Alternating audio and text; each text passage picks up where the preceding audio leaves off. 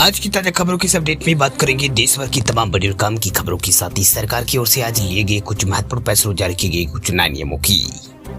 तो बुलेटिन शुरुआत करते हैं आज की पहली बड़ी खबर से। तो 1 सितंबर से बदल जाएंगे गूगल प्ले स्टोर के नियम, करोड़ों एंड्रॉइड यूजर्स पर पड़ेगा असर। गूगल प्ले स्टोर में जल्दी बड़ा बदलाव दिखने वाला है। दरअसल 1 सितंबर से गूगल प्ले स्टोर से हजारों ऐप्स वो गायब हो सकते हैं, जिसका असर दुनिया भर के करोड़ों एंड्रॉइड यूजर्स पर पड़ने वाला है।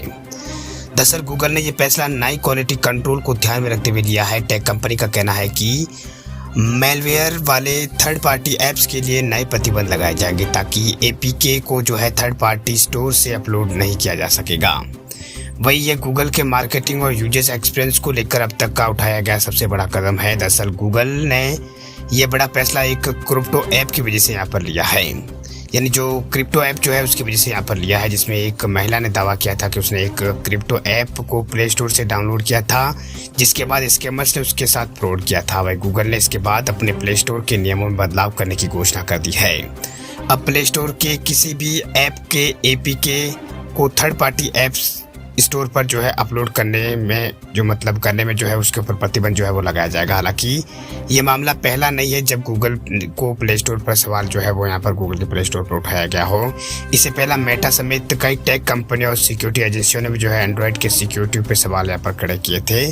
समय समय पर गूगल प्ले स्टोर से कई खतरनाक ऐप्स हटाए गए हैं, जिनमें मालवेयर पाए गए हैं। वही प्ले स्टोर पर उपलब्ध कई ऐप्स के जरिए हैकर्स डेटा माइनिंग करके यूजर्स की निजी जानकारी चुराकर फ्रॉड को अंजाम वो दे चुके हैं।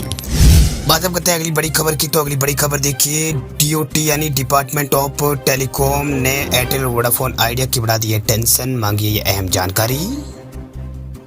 डिपार्टमेंट ऑफ टेलीकॉम ने एक प्रस्ताव जारी करते हुए टेलीकॉम ऑपरेटर्स एयरटेल और वोडाफोन आइडिया की टेंशन बढ़ा दी है। दरअसल दूरसंचार विभाग ने इन दोनों कंपनियों से नेटवर्क के इस्तेमाल किए जाने वाले नॉन ट्रस्टेड सोर्सेज की जानकारी मांगी है।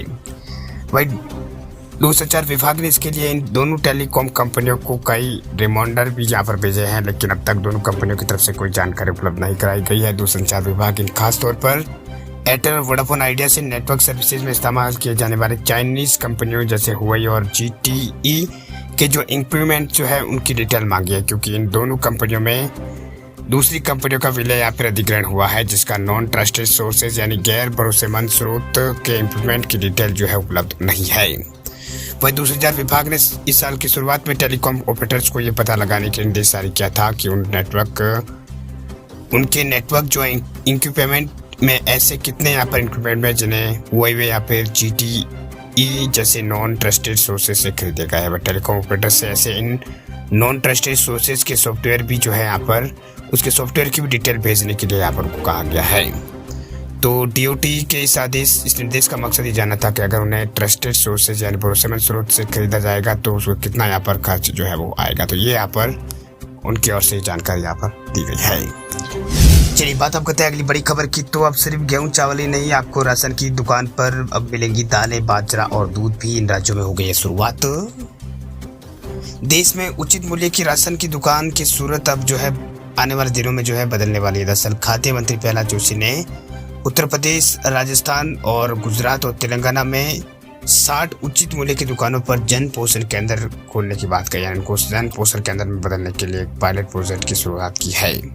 वह इस परियोजना का मकसद एफपीएस की व्यवहार्यता और पोषण युक्त खाद्य पदार्थों की उपलब्धता को बढ़ाना है। वही एफपीएस को आम बोलचाल में सरकारी राशन की दुकान भी कहते हैं।